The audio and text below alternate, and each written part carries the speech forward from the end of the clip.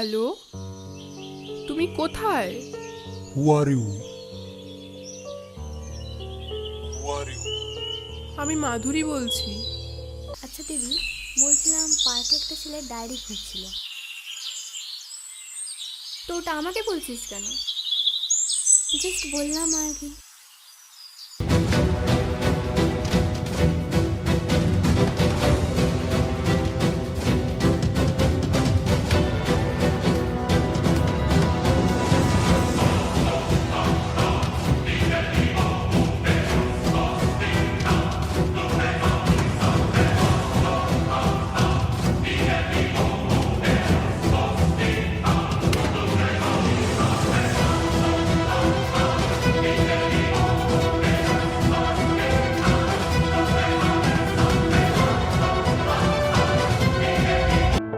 তোমার মনটা খুব ভালো।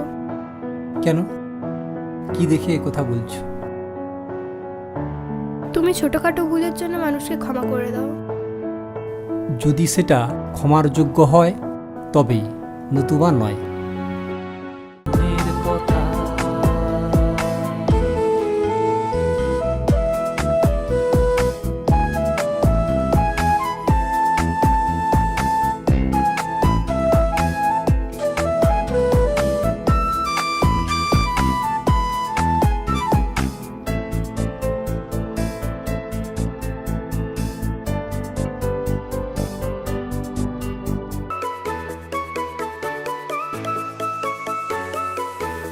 সূর্য নামের একটি ছেলে নিরিবিলিতে ডায়েরি ও পেন নিয়ে বসেছিল। এমন সময় লুকিয়ে লুকিয়ে একটি মেয়ে, নাম তার মাধুরী, লক্ষ্য করছিল। সে ভাবে যে ছেলেটা অর্থাৎ সূর্য তাকে দেখেছে এবং তার প্রেমে পড়ে গেছে এবং তার বর্ণনা ওই ডায়েরিতে লিখে রাখছে। এই মেয়েটি ভাবলো যে যে করে হোক ওই ডায়েরিটা নিতে হবে। এই সময়ে ছেলেটার কাছে একটা ফোন আসে। সে একটু দূরে সরে যায় ডায়েরিটা রেখে। সেই সুযোগে মাধুরী অর্থাৎ মেয়েটা ডায়েরিটা নিয়ে নেয়, পেনটা ফিরে রেখে। তো এরপর ফোন শেষ করে সূর্য আসে এবং ডায়েরি দেখতে পায় না, পেনটাকে দেখতে পায়।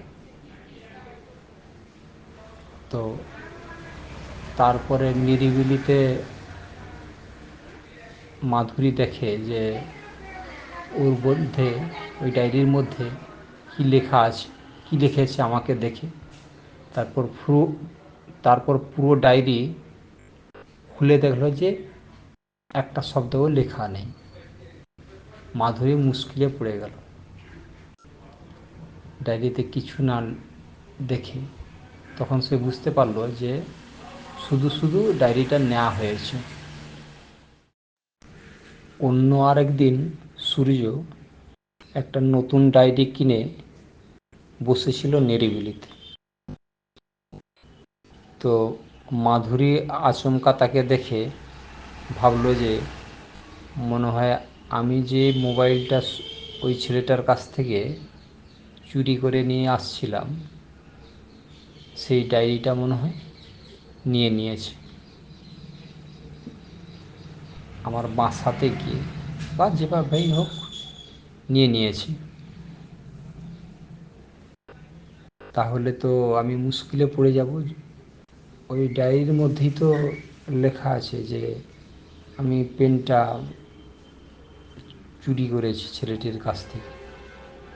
তাই ওই ডায়েরিটা যেভাবে হলেও নিতে হবে ছেলেটির কাছ থেকে, নতুবা আমি মুশকিলে পড়ে যাব। যদি পুলিশকে দেখিয়ে ফেলে ওই লেখাগুলো তাহলে সমস্যা হতে পারে। তাই ছেলেটি যেখানে বসেছিল সেইখানে দূর থেকে লক্ষ্য করেছিল মাধুরী। তো আচমকা মাধুরীকে দেখে সূর্য বলে ওঠে, মাধুরী পাশে এসে বসে সূর্যের, তারপরে তেমন কিছু না, জাস্ট লক্ষ্য করছিলাম। তখন সূর্য বলে, না শুধু শুধু কি লক্ষ্য করছো, না অন্য কিছু দরকার আছে, বলে ফেলুন। তখন মাধুরী বলে যে তোমার ডায়েরিটা খুব ভালো লেগেছে। সূর্য বলে, তুমি কি এটা নিতে যাও? ঠিক আছে, নাও। তো সূর্য মাধুরীকে ডায়েরিটা দেয়। মাধুরী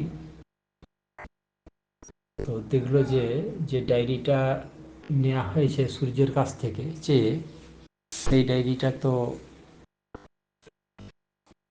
আমার চুরি করা ডায়েরি নয়, এই ডায়েরিটা সূর্য নতুন কিনেছে, তাই শুধু শুধু নেওয়া হলো আমার ডায়েরিটা। মাধুরী সন্দেহবশত সূর্যের কাছ থেকে যে ডায়েরিটা নিয়েছিল সেই ডায়েরিটাতেই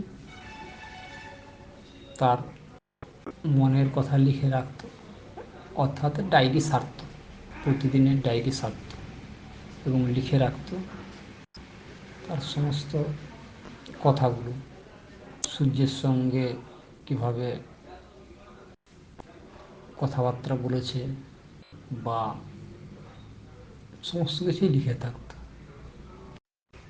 মাধুরী একটা নিরিবিলি রাস্তা দিয়ে আসছিল, এমন সময় কয়েকজন গুন্ডা তাকে রাস্তা আটকায় এবং বিরক্ত করার চেষ্টা করে। সেই সময় হঠাৎ সূর্য এসে যায় এবং সেই গুন্ডাদের সঙ্গে লড়াই করে এবং সূর্যের ভয়ে বাকি গুন্ডারা পালিয়ে যায় এবং একজন গুন্ডা অজ্ঞান অবস্থায় মাটিতে পড়ে থাকে। মাধুরী ভাবলো যে যে ডায়েরিটা সূর্যর কাছ থেকে নিয়েছি সেই ডায়েরিটা ফেরত দিয়ে দিতে হবে, কারণ নতুবা আর একটা নতুন ডায়েরি সূর্য কিনে নেবে। তো তাই মাধুরী সূর্যকে ফোন করে যে তুমি কোথায় আছো। তখন সূর্য জানায়, আমি ইলোরানগরে আছি। তো মাধুরী বলে, তুমি ওখানে দাঁড়াও, আমি যাচ্ছি। তবে সেখানে মাধুরী যায় এবং সূর্যকে তার ডায়েরিটা ফেরত দেয়, আগে চেয়ে নেওয়া ডায়েরিটা। তো তখন সূর্য বলে, কি ব্যাপার, গতকাল এই ডায়েরিটা নিলে আবার ফেরত দিয়ে দিল।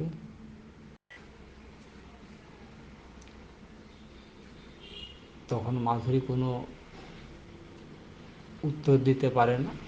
সূর্যের সঙ্গে আলাপচারিতা মাধুরীর, এই কথাটা বান্ধবীর কানে পৌঁছায় এবং মাধুরীকে তার বান্ধবী বিভিন্ন রকমভাবে ইয়ার্কি ছলে বিভিন্ন রকম কথা বলে। ডায়েরিকে কেন্দ্র করে মাধুরীর সঙ্গে সূর্যের একটা সম্পর্ক গড়ে ওঠে। এবার মাধুরী সূর্যের জন্মদিন সেলিব্রেট করার জন্য সূর্যকে তার বাড়িতে ইনভাইট করে এবং সূর্য সেখানে তার ডায়েরিটা নিয়ে যায়। মাধুরী এবং সূর্য তাদের কেক কেটে মোমবাতি জ্বেলে সেলিব্রেট করে সূর্যের জন্মদিনটা। তো আসার সময় ভাগ্যক্রমে সূর্যের ডায়েরিটা সঙ্গে মাধুরীর ডায়েরি চেঞ্জ হয়। সূর্য মাধুরীর ডায়েরিটা নিয়ে চলে আসে। তারপরে যখন মাধুরী সূর্যের জন্মদিনটা কেমন পালন করবে সেটা ডায়েরিতে সারতে যায়, তখন বুঝতে পারে যে এটা সূর্যের ডায়েরি, তার ডায়েরি নয়। আবার যখন সূর্য ডায়েরি সারতে যায় তার নিজের, তখন দেখলো যে এটা তার ডায়েরি নয়, মাধুরীর ডায়েরি। এর ফলে সূর্য মাধুরীকে ভুল বুঝে, কারণ প্রথমে যে ডায়েরিটা হারিয়েছিল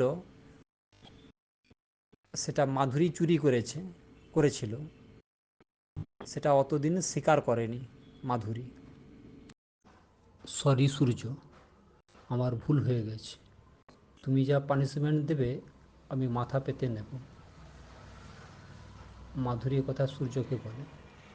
সূর্য তখন বলে যে সরি চেয়ে নিলেই যদি ক্ষমা করে দেয়া যেত তাহলে পানিশমেন্ট বলে কিছু থাকতো না।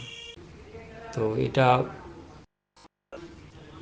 কীভাবে ম্যানেজ করার জন্যে এই বিষয়টা, মাধুরী আসে সূর্যের কাছে, সূর্যের বাসাতে। তারপর মাধুরী কি বলবে খুঁজে পায় না। মাধুরী সূর্যের কাছে এই ক্ষমা চায়। সূর্য বলে যে ক্ষমা করে দিলেই যে সব কিছু মিটে যায় তা নয়, কিন্তু আগে যে বিষয়টা ঘটেছে সেটার কিভাবে সমাধান হবে। যদি নিজে থেকে স্বীকার করতো তাহলে ক্ষমা করে দেওয়া যেত, কিন্তু এবার কি ক্ষমা করে দেওয়া সম্ভব? শেষমেশ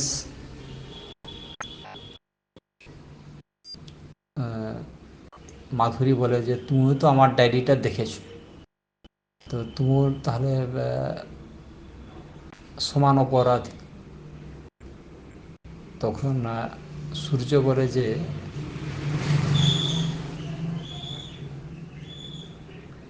তুমি নিজের দোষ ঢাকার জন্য এইসব কথা বলছো।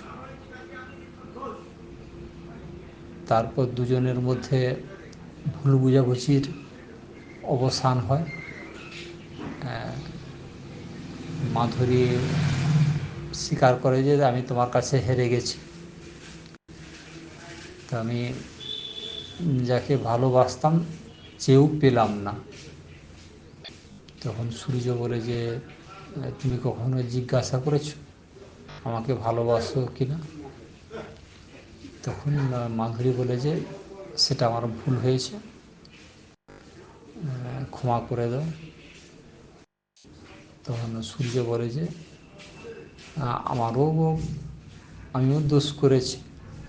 এরপর দুজনের ভুল বুঝাবুঝির অবসান হয় এবং দুজনের মিলন হয়। নমস্কার।